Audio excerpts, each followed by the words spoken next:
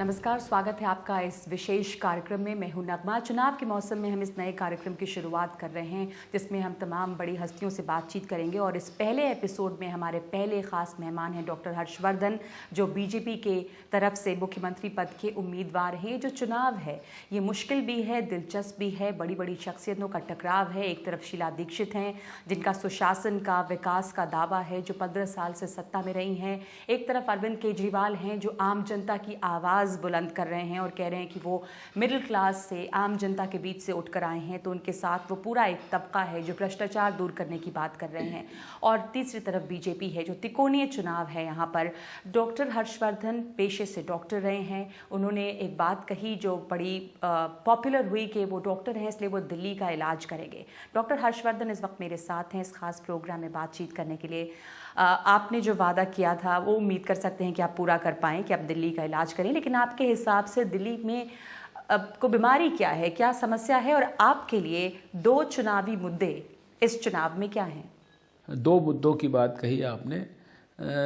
दिल्ली की जो तकलीफ है उसको दो मुद्दों के अंदर हम समेट नहीं सकते। फिर भी अगर आप चुने तो आपके लिए, जैसे अगर आप चुनाव में जा रहे हैं तो शीला दीक्षित विकास की बात करती हैं, दिल्ली की रफ्तार की बात करती हैं, आपके लिए दो मुद्दे कौन हैं जो इलेक्शन पे असर डालेंगे? देखिए, आज जो जनता जिससे सबसे ज़्यादा त्रस्त है वो महंगाई है, इसमें कोई शक की बात नहीं है।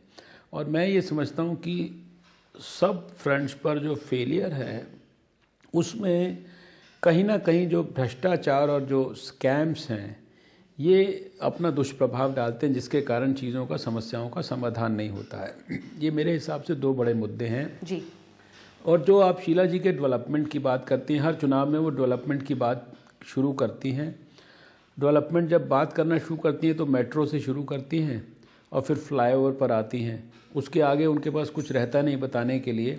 और मैं केवल आपको ये स्मरण कराना चाहता हूँ, दिल्ली वाले भी जानते हैं कि जिस मेट्रो की बार बार वो बात करती है, भले ही इस मेट्रो को अभी इतने बड़े पैमाने पर दिल्ली में लोगों ने देखा अब होगा, लेकिन ये सारी की सारी मेट्रो हम लोग अपनी कैबिनेट में वो कहते इसको हैं कि उन्होंने काम खत्म किया, आप कहते हैं आपने शुरुआत किया, ये तो बहस है। फिर भी वो कहती हैं कि उनके दौर में ये काम हुआ है, विकास तो किया है, दिल्ली तो बदली है। उनके दौर में ये फ्लाईओवर और मेट्रो, ये दोनों चीज़ें हम लोगों ने कंसीव करके शुरू कराई। अटल जी ने इसका भूमि पूजन किया था। अटल जी ने पहली रेल को जो है प्रधानमंत्री के रूप में दिल्ली में चालू कराया। लेकिन हमारा जो पॉइंट है वो ये है कि ये दो चीज़ों की बात करने के अलावा उनके पास कुछ है ही नहीं बताने के लिए, और ये दो भी हमने शुरू कराई थी, ये हमारा कहना है। कोई दिल्ली में विषय ऐसा नहीं है जिस पर लोग, दिल्ली वाले, परेशान ना हों। आज बिजली के बिल की बात आप कर लीजिए तो 24 घंटा बिजली मिलती नहीं। चोरी कम हो गई है लेकिन बिजली के बेतहाशा बिल मिल रहे हैं। शीला दीक्षित का दावा है कि बिजली के बिल इसलिए बढ़े हैं क्योंकि 24 घंटे बिजली मिलती है। वो ये कहती हैं कि अब आपको बिजली मिलेगी तो आप उसके पैसे भी भरेंगे। देखिए, ऐसा है कि इस प्रकार का तो अपमान वो दिल्ली वालों का बार बार करती हैं।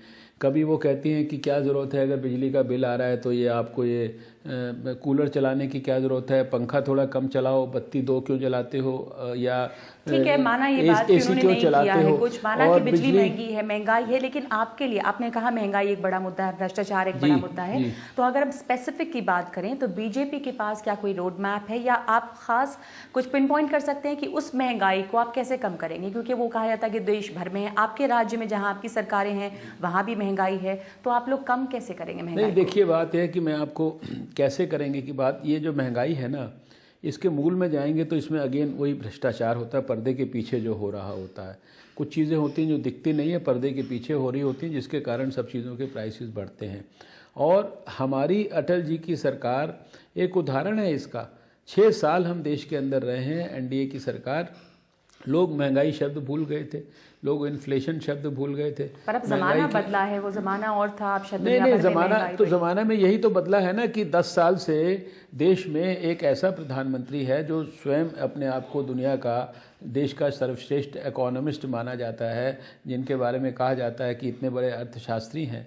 और 10 साल के बाद अगर अर्थशास्त्री के रहते महंगाई आसमान की ऊंचाइयों को छू रही है और केवल देश में 1,86,000 करोड़ के घोटाले हो रहे हैं और शीला जी के राज में 70,000 करोड़ के कॉमनवेल्थ गेम्स के घोटाले हो रहे हैं, मैं आपसे पूछना चाहता हूं कि ये कनॉट प्लेस जो जिसमें आप अभी जिसके नज़दीक आप ये मेरा इंटरव्यू ले रही हैं, इसके ऊपर 700 करोड़ रुपया खर्चा हो गया।